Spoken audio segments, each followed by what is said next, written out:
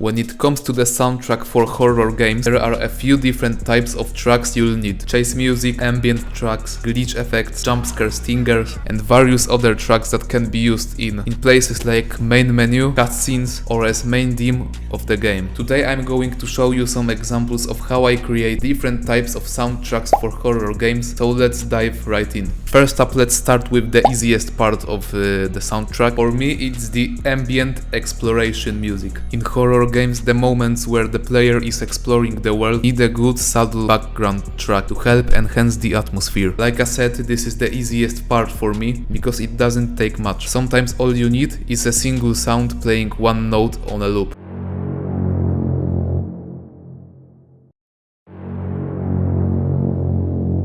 But hey, I'm ambitious, okay? I like to add a bit more depth to the track. That's what separates skilled producers from beginners. The ability to add more layers and sounds without making the track feel overdone or lose the character it's supposed to have. So next I added this dark pad. It just makes track more interesting. Then to fill in empty spaces, I brought in a violin.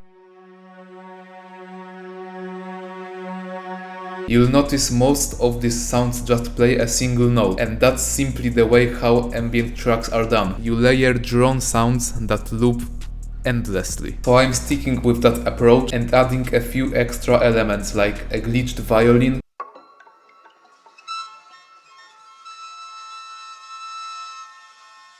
and what I think really changes the vibe, footsteps with reverb.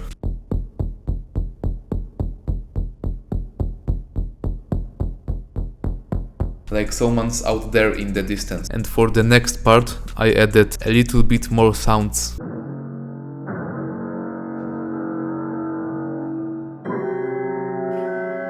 Plus bass.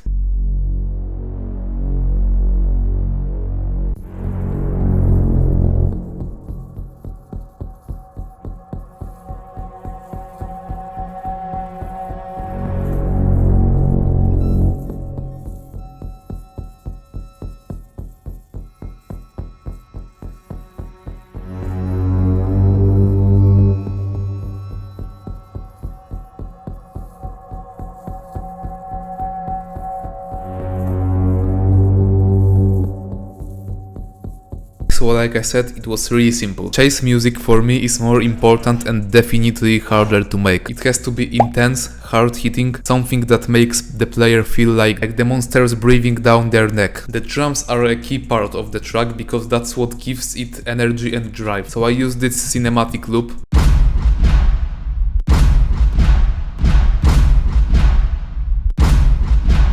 After that, I like to come up with some dynamic, fast strings, because strings are classic in horror soundtracks.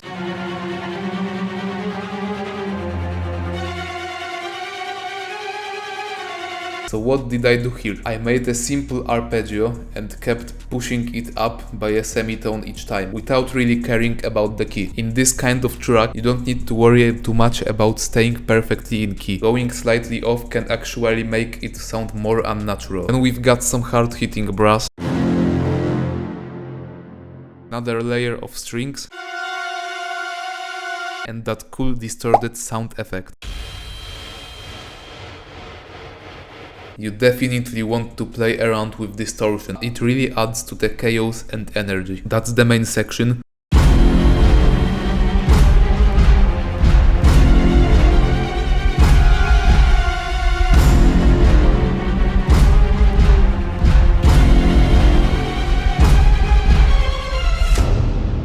But I always like to add some variation to these tracks, so they don't just loop the same thing over and over. You know, a monster chase can last a while, and if the player hears the same loop for too long, they'll probably want to puke. So in the next part, I lead with a simple violin layered with brass.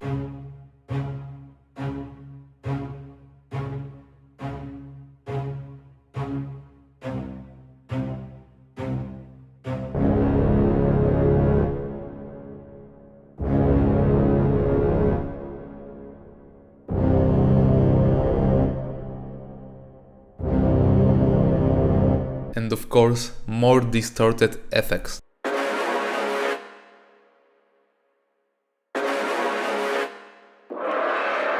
It all comes together with the drums.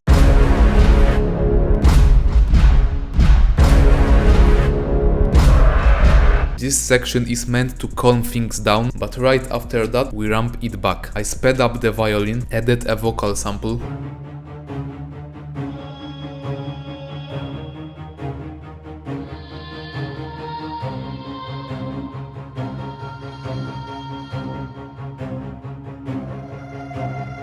and everything builds back into the drop.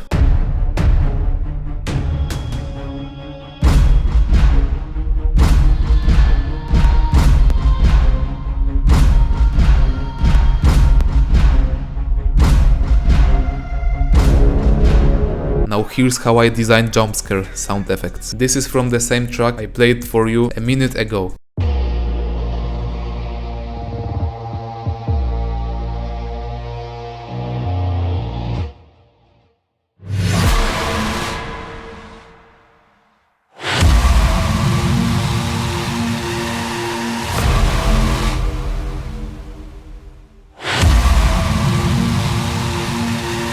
As you can hear, lots of distortion again. That's the core of the stinger. Super distorted scream effect layered with aggressive impacts.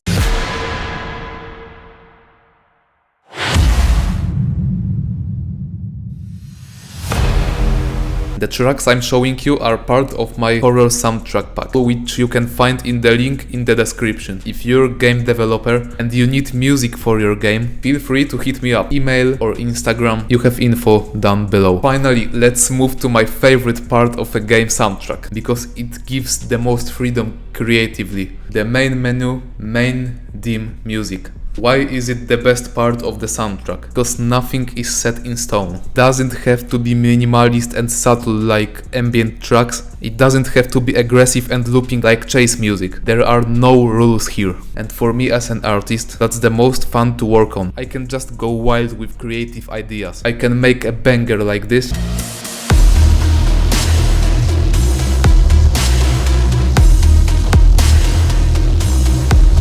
Or something creepy, chill, but still melodic.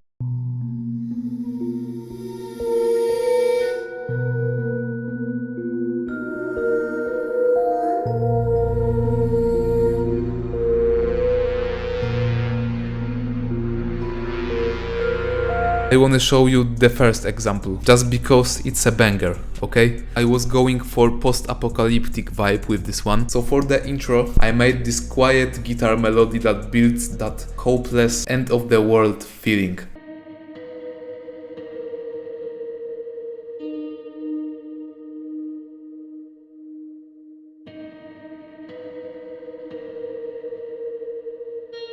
But that calm moment doesn't last long. The track starts building up toward the drop when the bass comes in. I gradually open it up using a low-pass filter automation to let in more high frequencies the closer we get to the drop.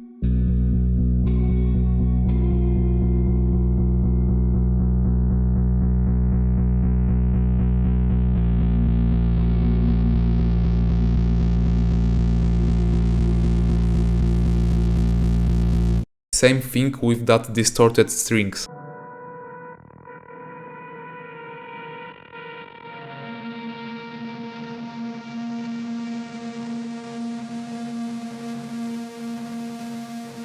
Right before the drop,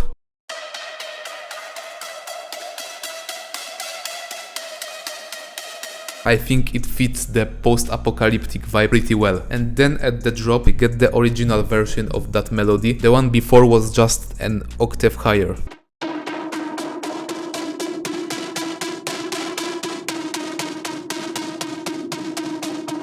Distorted effects on the drop. And that bass.